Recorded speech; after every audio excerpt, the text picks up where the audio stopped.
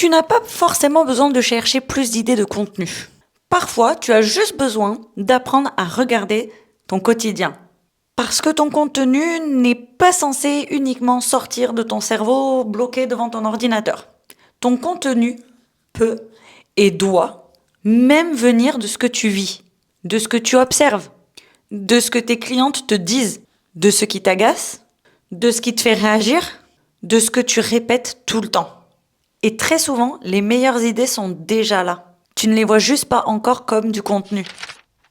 Bienvenue dans Shineline, le podcast pour shiner ta com et ton business. Je suis Anaïs, la pote de ta com, et depuis 5 ans, j'accompagne les entrepreneuses ambitieuses avec une vision précise à attirer les bonnes personnes grâce à une communication qui leur ressemble pour plus de visibilité, plus de crédibilité et plus d'opportunités sans s'épuiser.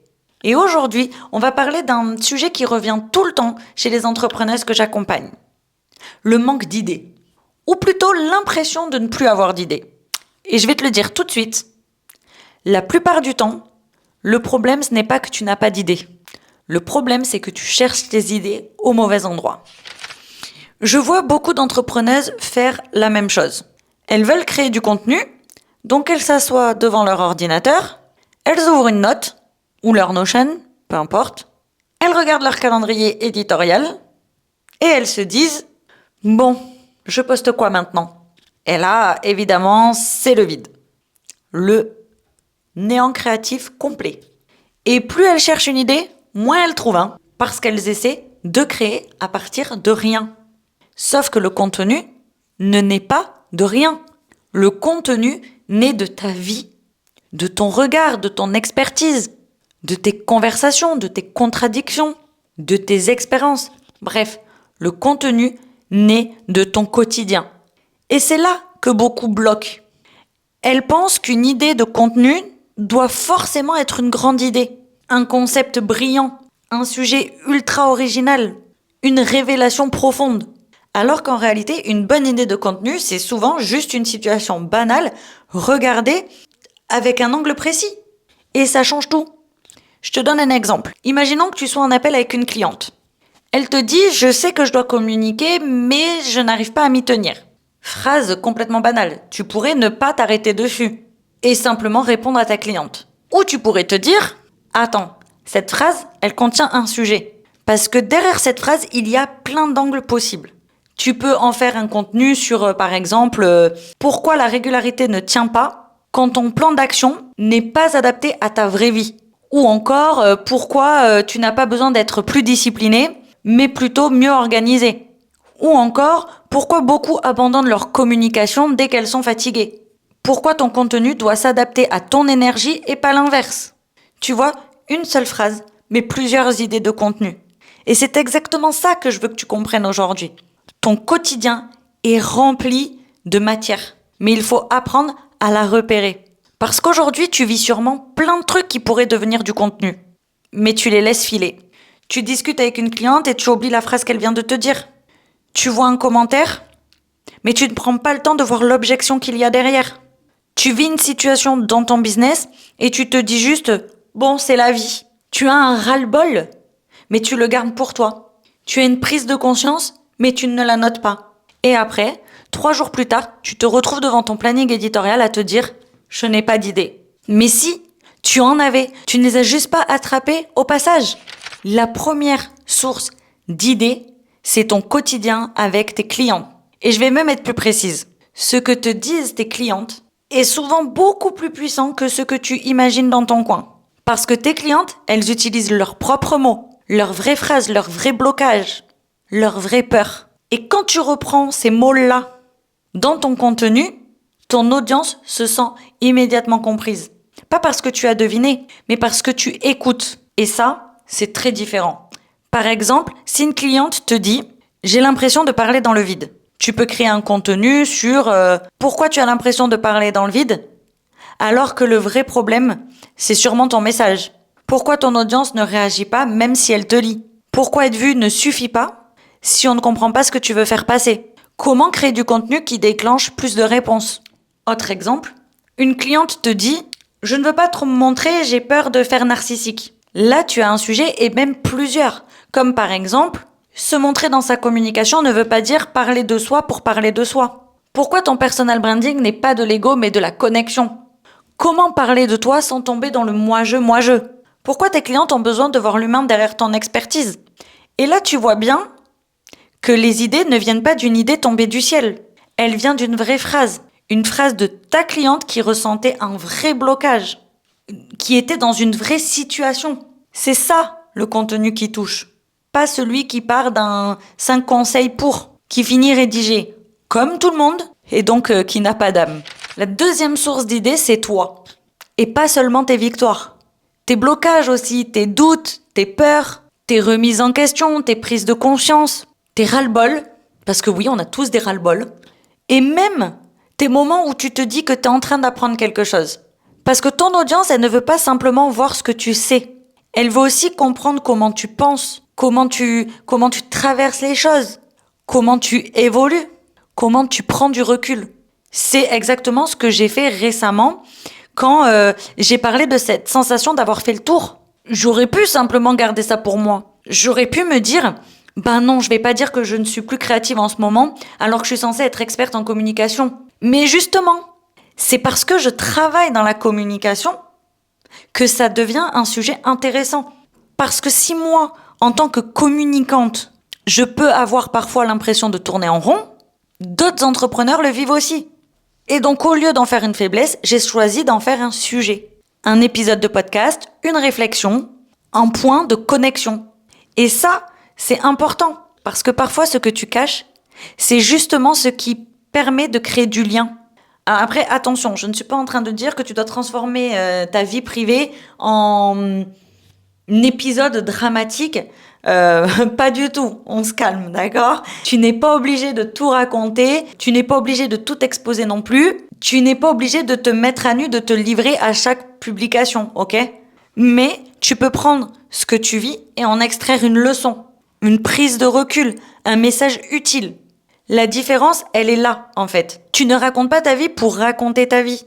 Ça, tout le monde s'en fout. Mais tu racontes une expérience parce que, en fait, elle peut aider ton audience à comprendre quelque chose. Ce qui t'agace aussi, c'est souvent un très bon point de départ. Et franchement, celle-ci, elle est sous-cotée de fou.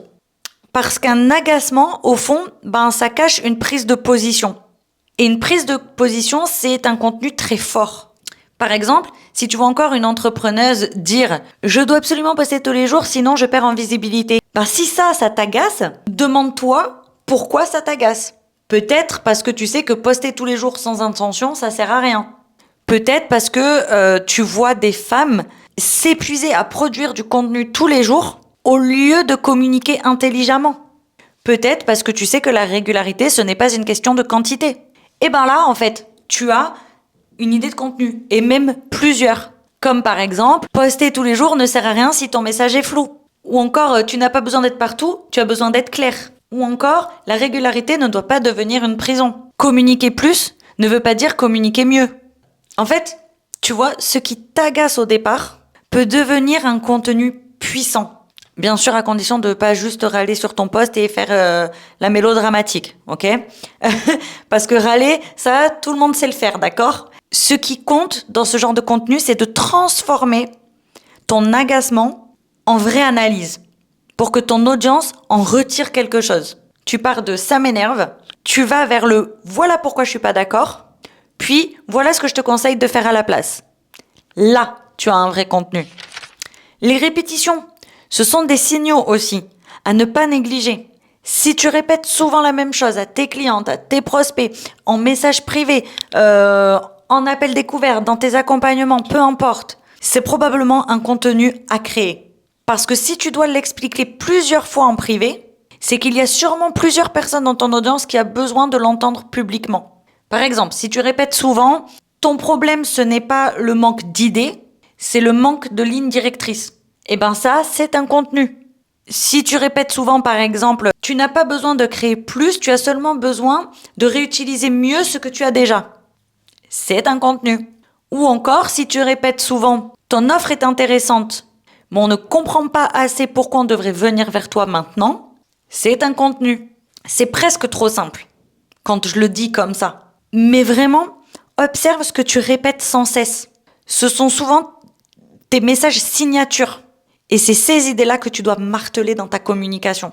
Celles qui doivent revenir, qui construisent ton positionnement, celles qui font que ton audience finit par associer certains sujets à toi, tu vois? Et ça, c'est hyper important. Parce que tu n'as pas besoin de dire 1000 choses différentes. Tu as besoin de dire les bonnes choses plusieurs fois sous des angles différents. Tes coulisses, ça peut aussi devenir du contenu utile. Mais attention, quand je dis tes coulisses, je ne dis pas simplement de montrer ton bureau, ton café, ton ordinateur ou ton chat qui s'installe sur ton clavier comme si c'était lui le directeur artistique derrière ta marque, ok? Non, moi je te parle vraiment des coulisses intéressantes. Celles qui sont pas forcément hyper esthétiques, mais celles qui sont vraiment là pour expliquer une réflexion, une décision, une méthode, une évolution.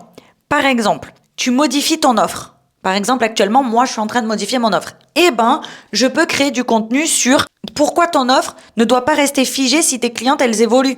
Pourquoi simplifier une offre peut la rendre plus forte. Comment savoir qu'une offre ne correspond plus à ton niveau d'expertise actuel. Tu vois, ton quotidien pro est rempli de sujets. Mais il faut arrêter de penser que tes coulisses, en fait, elles doivent juste être jolies. Non, elles doivent être utiles. Elles doivent montrer ton regard. Parce que, en fait, ce qui intéresse ton audience, c'est pas seulement ce que tu fais, ce que ça révèle sur ta manière de travailler. C'est ça qui fait la différence entre une coulisse qu'on va voir en story et qu'on va zapper, avec une story où tu vas montrer tes coulisses, mais où on va pouvoir en retirer quelque chose. Donc maintenant, concrètement, comment tu fais? Je vais te donner une manière simple de faire. Pendant une semaine, tu vas ouvrir tes notes, ou tu vas prendre un papier, peu importe. Tu vas l'appeler « idée de contenu du quotidien », par exemple. Et chaque jour, tu notes au moins 3 choses. Première chose, tu vas noter une phrase que tu as entendue. Ça peut être une phrase d'une cliente, ça peut être d'un prospect, ça peut être d'une personne de ton entourage, d'un commentaire, d'un message privé, peu importe. Par exemple, si quelqu'un te dit « je sais pas comment parler de moi sans être prétentieuse », tu notes. Ça peut te faire une idée de contenu. Deuxième chose, tu notes une situation vécue dans ta semaine. Donc ça peut être quelque chose qui s'est passé dans ta journée, un appel, une décision, un blocage, une réflexion que tu as eue. Un moment où tu te dis, tiens, ça, c'est peut-être intéressant. Tu notes. Troisième chose, une réaction personnelle. Quelque chose qui t'a agacé, qui t'a touché, qui t'a fait réfléchir.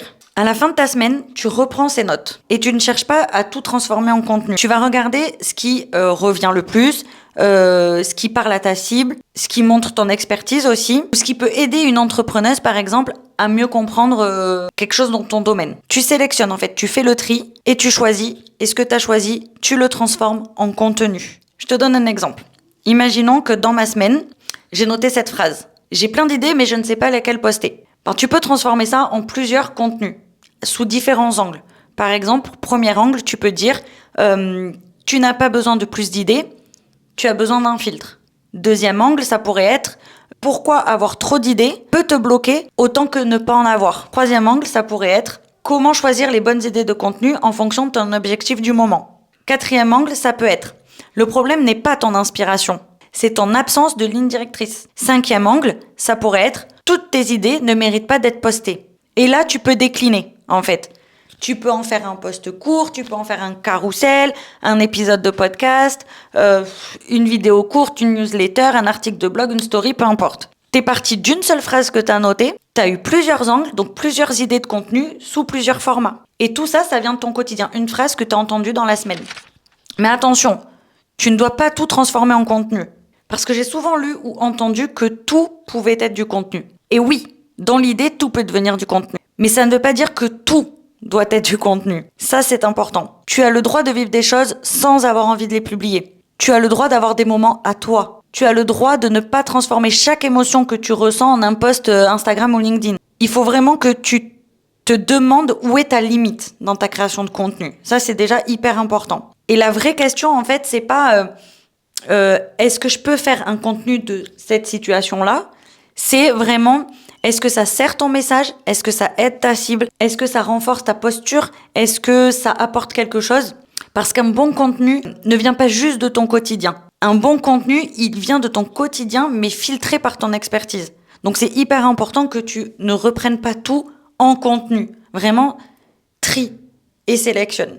Parce que, encore une fois, le but, c'est pas que tu balances tous les petits bouts de vie comme ça, ou les petites phrases que tu entends au quotidien au hasard. Non, je te le rappelle encore une fois, tu dois poster avec intention. Donc le but, c'est que tu transformes ton vécu en message, que tu transformes une situation en prise de recul, par exemple, que tu transformes une observation en un conseil concret pour ta cible, que tu transformes une anecdote en un déclic.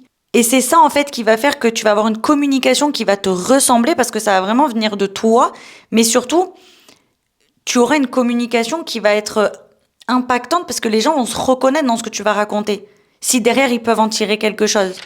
Donc, si aujourd'hui, tu as l'impression de manquer d'idées, arrête de te mettre derrière ton ordinateur et à bloquer comme ça en te disant que tu dois absolument trouver une idée. Parce qu'en fait, plus tu vas te dire ça et moins ça va venir. À la place, deviens attentive à ton quotidien. Parce que dis-toi que les idées, elles ne viennent pas toujours quand tu les cherches. Elles viennent souvent quand tu es en train de vivre quelque chose dans ton quotidien.